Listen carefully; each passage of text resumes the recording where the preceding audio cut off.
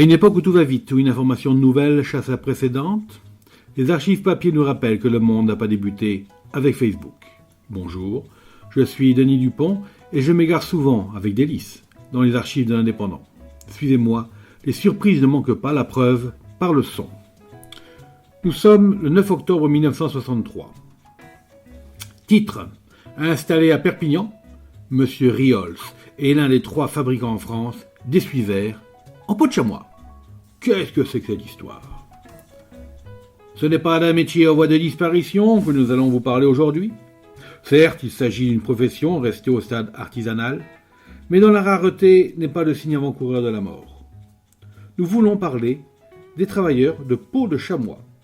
Ce sont ceux qui façonnent les peaux en essuie-verres pour lunettes ou pour un accessoire fort utile pour sécher une voiture que l'on vient de laver ou pour faire briller l'argenterie.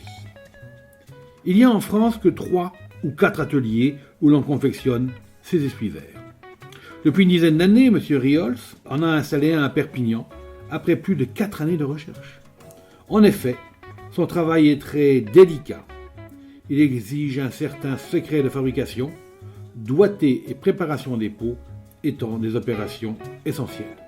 Évidemment, ce n'est pas de la vraie peau de chamois, pour la seule raison que tous les chamois de la création ne suffiraient pas à satisfaire toutes les commandes.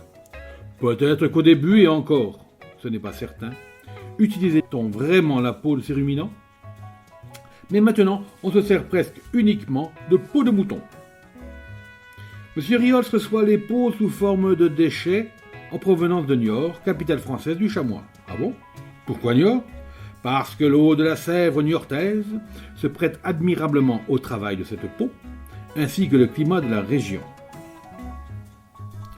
Une fois la peau préparée, on la calibre et il reste des chutes. C'est sur ces chutes, autrement dit les déchets, que vont être faits les essuie-verres. Toutefois, dans ces restes, il y a encore beaucoup de morceaux inutilisables car les peaux sont souvent trouées ou déchirées, inaptes à l'essuyage. Lorsque M. Riols reçoit les déchets, il commence avec un procédé spécial, il commence par les rendre parfaitement lisses. Puis, il les découpe à l'emporte-pièce suivant les dimensions demandées par ses clients. Enfin, on imprime sur l'essuie-verre le nom et l'adresse de l'opticien auquel elles sont destinées. En tout, une dizaine d'opérations sont effectuées à partir du moment où le déchet arrive à Perpignan jusqu'à ce que l'essuie-verre soit prêt à être expédié. Mais la plupart de ces phases sont secrètes car l'habilité de l'artisan y joue un rôle très important. La chamoisine de son côté arrive toute près de Rouen, Roanne ou dans la région du Nord. Signalons qu'elle a moins de popularité que la peau de chamois. Ce métier, bien que la production soit importante, doit rester au stade artisanal sous peine de mort. Alors que dans beaucoup d'autres cas, l'extension de l'entreprise est un signe de richesse, ici, ce serait une grave faute. D'ailleurs, quelques usines qui s'étaient lancées dans cette spécialité ont dû s'arrêter. Pourquoi? Parce que le marché est assez limité, non pas que le produit ne se vende pas, mais parce qu'il n'est pas expédié par tonne, et que par conséquent, le prix de revient ne doit pas être trop élevé. Un essuie-verre est vendu par le fabricant 16 centimes de francs.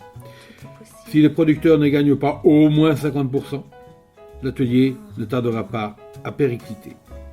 Voilà la belle histoire de M. Riols, un des derniers fabricants d'essuie-verres en peau de chamois à l'époque. C'était Je vous parle d'un temps, un podcast proposé par Denis Dupont et produit par l'Indépendant, à retrouver ici même, chaque mardi.